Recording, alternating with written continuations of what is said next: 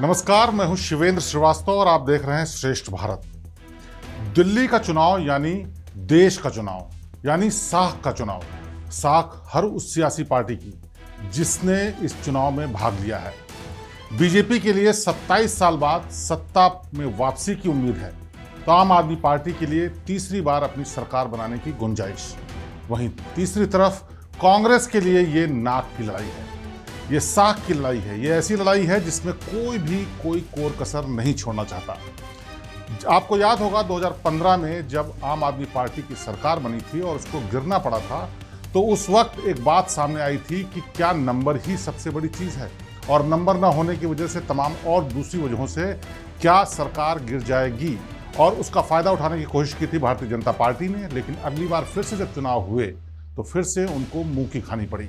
यानी भारतीय जनता पार्टी के लिए एक बड़े बुरे सपने की तरह था कि केंद्र में उनकी सरकार थी, मोदी जैसा नेतृत्व था, पूरे देश में लहर थी, और उसके बावजूद आम आदमी पार्टी जो कि नई बनी हुई पार्टी थी, उसने भारतीय जनता पार्टी और दिग्गज कांग्रेस पार्टी को पटकनी दे दी थी। दिल्ली में न सिर्फ भारी बहुमत से आम आदमी पार्टी ने अपनी सरकार बना ली थी, बल्कि उन सुरमाओं को भी धराशायी कर दिया था जो सालों साल से सत्ता में थे, राजनीति में थे और जिनका रुतबा था। कहा यह जा रहा था कि शीला दीक्षित की सरकार से नाराज होकर के आम आदमी पार्टी को चुना गया है, लेकिन उस वक्त भी एक मुद्दा उठा था कि क्या लोगों के लिए विकास एक मुद्दा नहीं है, क्योंकि शीला दीक्षित की सरकार रहते हुए दिल्ली में जो विकास के काम हुए थे, चाहे फ्लाईओवर्स के निर्माण की बात हो, अच्छे कंस्ट्रक्शन की बात हो, सड़कों की बात हो, सब कुछ हो रहा था। बावजूद इसके आम आदमी पार्टी ने जबरदस्त जीत हासिल की थी और उस जीत के सहारे बीजेपी मन महसूस कर रह गई थी। बीजेपी को लगता था कि केंद्र में सत्ता होने की वजह से उनको इसका फायदा मिलेगा और सरकार चुनने में मदद मिलेगी, लेकिन ऐसा हुआ नहीं। आम आदमी पार्टी को भरोसा नहीं था कि वो पूरी तरह से सत्ता में आ जाएंगे, इसीलिए जब चुनावी गिनती शुरू हुई उस वक्त तक माहौल दूसरा था। यानी भारतीय जनता पार्टी के लोग इकट्ठे होकर के पोलिंग बूथ के बाहर, काउंटिंग सेंटर्स के बाहर जश्न मनाने लगे थे, लेकिन 11 बजते बजते सीन बदल चुका था। दूसरी तस्वीर थी कि आम आदमी पार्टी फिर से एक बार पूरे बहुमत से सत्ता में वापस आ गई थी। ये बात तो पुरानी हो गई।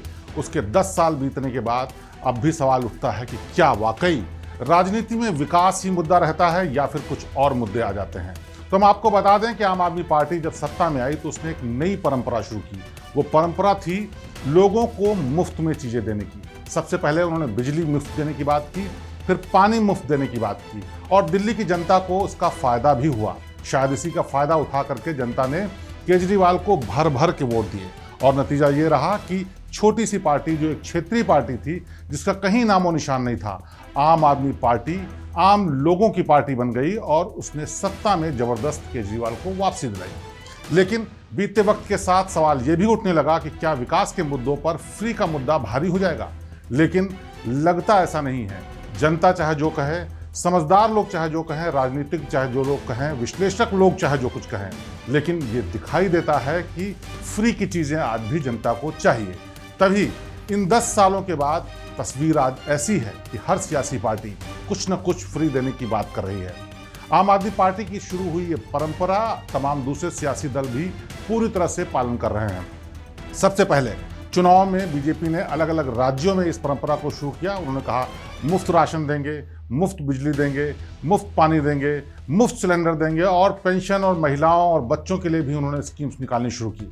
इसका फ़ायदा उनको महाराष्ट्र के चुनाव में, तमाम दूसरे चुनाव में, चाहे वो उत्तर प्रदेश का चुनाव हो, महाराष्ट्र का चुनाव हो, गुजरात का चुनाव हो, इसके अलावा भोपाल में, चाहे फिर राजस्थान, हरियाणा, सब जगह हुआ और ये परंपरा चल निकली। नतीजा ये कि इस बार दिल्ली का चुनाव, जो कि दिल्ली के दिल का चुनाव है, देश के दिल का चुनाव है, उस चुनाव में हर सियासी पार्टी में होड़ लगी हुई है कि कौन कितनी चीज़ें मुफ्त दे सकता है। प्रधानमंत्री नरेंद्र मोदी ने बीजेपी के लिए प्रचार करते हुए कई जगहों से कहा कि ये आपदा पार्टी जो है, वो पार्टी जिस तरह की बातें कर रही है उससे आपका कुछ भला नहीं होने वाला, ये आप लोगों के लिए आपदा ला रही है। लेकिन साथ ही साथ उस आपदा की, उस स्कीम को भी लागू करने की बात की कि जितनी स्कीमें चल रही वो तो मिलेंगी ही, बिजली, पानी और पेंशन और तमाम 2500 रुपये की जो धनराशि महिलाओं को डायरेक्ट दिए जाने की बात है वो भी मिलती रहेगी। यानी कहीं ना कहीं वो भी फ्री बीज के चक्कर में ही लोगों को डालने में दिखे। इसके अलावा आम आदमी पार्टी जो इस मामले में पायनियर थी, जिसने शुरुआत की थी, उसने आगे बढ़ चढ़ करके और तमाम रूमानी तस्वीर पेश की। उसमें कहा कि जो सुविधाएं मिल रही हैं वो तो लागू रहेंगी ही, मुफ्त शिक्षा भी रहेगी, आरडब्ल्यू के तमाम लोग जो कि बड़ी बड़ी सोसाइटी में गार्ड की नौकरी करते हैं उनको भी फायदा मिलेगा, इसके अलावा ऑटो चालक, इसके अलावा ड्राइवर्स, इसके अलावा सिक्योरिटी गार्ड, इन लोगों को भी मुफ्त चीजें दी जाएंगी। यानी इस चुनाव में जो सबसे बड़ा मुद्दा रहने वाला है वो रहने वाला है कि कौन पार्टी कितना मुफ्त दे सकती है। अब ये बात जनता के गले कितनी उतरेगी, कितना इसका फायदा उनको चुनाव के वोटों में मिलेगा, ये तो तस्वीर बाद में पता चलेगी। लेकिन इस बार जो भी सरकार बनेगी वो फ्री की सरकार बनेगी। फ्री की सरकार यानी जो जितना ज़्यादा फ्री दे सकता है वो उतना ही ज़्यादा मजबूती से सामने आएगा। तीसरी बड़ी पार्टी कांग्रेस, जो कि पहले सत्ता में थी लेकिन उनकी सरकार जाने के बाद अब उनका नामो निशान हर जगह से जैसे मिटता जा रहा है, उनके लिए साख की लड़ाई है। साख की लड़ाई अपना वर्चस्व बचाने की लड़ाई, अपना नामो निशान बचाने की लड़ाई है। और इस लड़ाई में कांग्रेस भी जी जान से जुड़ी हुई है। हालांकि उन्होंने खुल करके बहुत सारी स्कीमों का खुलासा नहीं किया, लेकिन कमोवेश उनका भी कहना यही है कि अगर वो सरकार में आते हैं तो क्या क्या चीज़ें मुफ्त देंगे। और उस मुफ्त में शिक्षा, स्वास्थ्य, इसके अलावा तमाम पैसे दिए जाने के बाद पेंशन की बात और तमाम दूसरी फ्रीबीज की भी बात कर रहे हैं। यानी कहीं ना कहीं वो भी उसी राह पर हैं जिस राह पर आम आदमी पार्टी ने चलना शुरू किया था और अब सभी सियासी पार्टीज चल रही हैं। तो ये बात रही उन फ्रीबीज की जो कि सियासी पार्टीज दे रही हैं। ये भी तय है कि ये जो चुनाव होगा उसका फैसला भी इन फ्रीबीज पे होगा।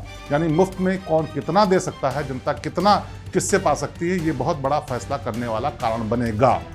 इसके बाद बात आती है कि आखिरकार किसको क्यों एडवांटेज मिलेगी। आम आदमी पार्टी जो पिछले 10 साल से सत्ता में है, उसके साथ एक खास बात यह भी है कि न सिर्फ उसने ये घोषणाएं की बल्कि इन घोषणाओं को लागू भी किया। अरविंद केजरीवाल लगातार ये कहते रहते हैं कि केंद्र में चूंकि भारतीय जनता पार्टी की सरकार है इसलिए खुल करके वो काम नहीं कर पा रहे हैं। तो ये समस्या आगे भी बनी रहेगी क्योंकि पहले भी पूर्ण बहुमत की सरकार थी और इस बार भी पूर्ण बहुमत की सरकार, यानी दोनों सरकारें पूर्ण बहुमत की होने के बावजूद भी ये परेशानी बनी रहेगी।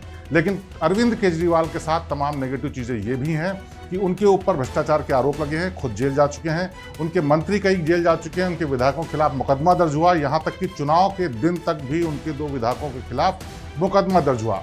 उनके कई ऐसे विधायक हैं, सिटिंग विधायक हों चाहे पुराने विधायक हों, उनके खिलाफ अभी भी मुकदमे चल रहे हैं। तो भ्रष्टाचार के मामलों में कई जगह से केजरीवाल घिरे हुए हैं, ये इनके लिए नेगेटिव पॉइंट हो सकता है। और इसी को लेकर भारतीय जनता पार्टी लगातार उन पर हमलावर रही है और इसी को मुद्दा बना करके उन्होंने कोशिश की है कि वो एडवांटेज ले सकें, यानी इसका फायदा उनको मिल सकता है। दूसरी बात, कांग्रेस पार्टी जो कि लगातार कह रही है कि इन दोनों पार्टियों ने दिल्ली का बेड़ा गर्क कर दिया है, यहाँ पर विकास का कोई काम नहीं हुआ है, शांत रह करके वो ये चाहते हैं कि वो सत्ता में आए ताकि पहले जैसा दिल्ली को बना सके जैसा शीला दीक्षित की सरकार में था और उससे पहले की सरकारों में था। बड़ा सवाल ये भी उठता है कि आखिरकार इतने साल सत्ता में रहने के बाद 27 साल पहले जब भारतीय जनता पार्टी दिल्ली की कुर्सी से उतरी तो आखिरकार उसको मौका अब तक क्यों नहीं मिल पाया। क्यों जनता ने इस बात को स्वीकार नहीं किया कि अगर केंद्र में भी भारतीय जनता पार्टी की सरकार है और राज्य में भी होगी तो उसका उनको डबल फायदा मिलेगा, जिसकी बार बार सरकार बात भी करती है कि डबल इंजन की सरकार ही ज़्यादा फायदेमंद सरकार होगी। कई राज्यों में, चाहे वो मध्य प्रदेश हो, राजस्थान हो, उत्तराखंड हो, उत्तर प्रदेश हो या और दूसरे राज्य हों, वहाँ पर इन्होंने इसी ही नारे के साथ सत्ता पाने में कामयाबी भी हासिल की। तो क्या ये बात यहाँ दिल्ली में भी लागू होगी? क्या जनता यहाँ की बात समझेगी कि अगर केंद्र में भी भारतीय जनता पार्टी की सरकार है और राज्य में भी उनकी सरकार है तो उसको फायदा ज़्यादा मिल सकता है? लेकिन तस्वीर इतनी साफ नहीं दिखती, तस्वीर कुछ और भी कहती है। तो तस्वीर ये कहती है कि अगर केंद्र में भारतीय जनता पार्टी की सरकार है और राज्य में भी है तो उसका कुछ रूप में तो फायदा मिल सकता है, यानी तमाम फंड्स जो कि केंद्र सरकार से आते हैं वो बेरोक टोक आ सकते हैं। लेकिन जो यहाँ की मूलभूत समस्याएं हैं उनको राज्य सरकार ही दूर कर सकती है और राज्य सरकार में सरकार के अलावा यहाँ के नगर निगम और दूसरी चीज़ें हैं जो सिविक एजेंसीज हैं वो फ़ायदा उठा सकती हैं, लेकिन उनमें भी तनातनी बनी रहती है। और जो दिल्ली की जनता की सबसे बड़ी समस्या ज़रूरत है वो ये है यहाँ पर मूलभूत सुविधाएं यानी बेसिक कम्युनिटीज़ कितनी स्ट्रांग है, चाहे वो बिजली की बात हो, चाहे पानी की बात हो, चाहे सीवेज की बात हो, पार्किंग की बात हो, रोजगार की बात हो या फिर भ्रष्टाचार की बात हो। दिल्ली में जो भी इन सब चीज़ों को दूर करने की कुव्वत ताकत रखेगा शायद उसी को सत्ता मिलेगी। और ये जो बहुत बड़ा मूल मंत्र है वो सियासी पार्टी समझती तो हैं, लेकिन आम जनता कितना इसको समझ करके उसके आधार पर वोट देती है ये भी देखने की बात होगी। तो इस बार जो सरकार बनने जा रही है या जो चुनाव होने जा रहा है उसमें बहुत सारी चीज़ें इंपॉर्टेंट रहने वाली हैं। वो सबसे इंपॉर्टेंट चीज कि क्या फ्री की सरकार बनेगी, यानी फ्री चीजें देने वालों की सरकार बनेगी, क्योंकि सबने दिल खोल करके घोषणाएं की हैं जिसमें कहा है कि हम अगर सत्ता में आते हैं तो क्या फ्री में देंगे। दूसरी बात ये कि क्या विकास मुद्दा बनने वाला है, भ्रष्टाचार मुद्दा बनने वाला है, और डबल इंजन की सरकार, यानी केंद्र में भी सेम सरकार और राज्य में भी सेम सरकार। ऐसी इक्वेशन को वो समझने में कामयाब रहते हैं। तो ये सारी चीजें हैं जिन पर तय होने वाला है, और जो कुछ भी तय होगा वो दिल्ली की किस्मत को तय करेगा, यहाँ की जनता की किस्मत को तय करेगा। तो इस बार का चुनाव, लेकिन जो सबसे ज्यादा महत्वपूर्ण दिख रहा है वो ये दिख रहा है कि जो भी बाजी इस बात में मानेगा कि कौन किसको कितना फ्री में दे रहा है और इससे जनता को कितना फायदा है, वही शायद आगे होगा। क्योंकि यहाँ की ज्यादातर जनता जो मेन वोटर है, ऐसा वोटर जो बाहर निकल के वोट डालता है, ऐसा वोटर जो सरकारों को बदलने की ताकत रखता है, ऐसा वोटर जो ज्यादातर संख्या में है, चाहे दूसरे राज्यों से आए हुए लोग हों या निचले तबके पर काम करने वाले लोग हों, सफाई कर्मचारी हों, ड्राइवर हों, गार्ड हों, या फिर ऐसे लोग हों जो मास में निकल करके जाते हैं, वो ये तय करेंगे कि आखिरकार सरकार किसकी बनेगी। तो जो तस्वीर दिख रही है वो तस्वीर इस ओर साफ इशारा कर रही है कि अगर जनता ने सोचा कि उनको मुफ्त की चीजें चाहिए तो जो सबसे ज्यादा फ्री दे सकेगा शायद सरकार उसी की बनेगी। बहरहाल ये कयास है, अंदाजा है, उम्मीद है, सोचा जा रहा है ऐसा कि ऐसा होगा या नहीं होगा, ये सब कुछ जनता तय कर रही है। और उसी के तय करने के बाद तय होगा कि आखिरकार दिल्ली की कुर्सी पर कौन विराजमान होगा। तो दिल्ली के चुनाव पर उम्मीदों पर यह थी हमारी खास पेशकश। देश और दुनिया की बाकी खबरों के लिए आप देखते रहिए श्रेष्ठ भारत। नमस्कार। श्रेष्ठ भारत पर खबरों से जुड़े रहने के लिए चैनल को सब्सक्राइब और लाइक करें, बेल आइकन दबाएं और देखते रहें श्रेष्ठ भारत।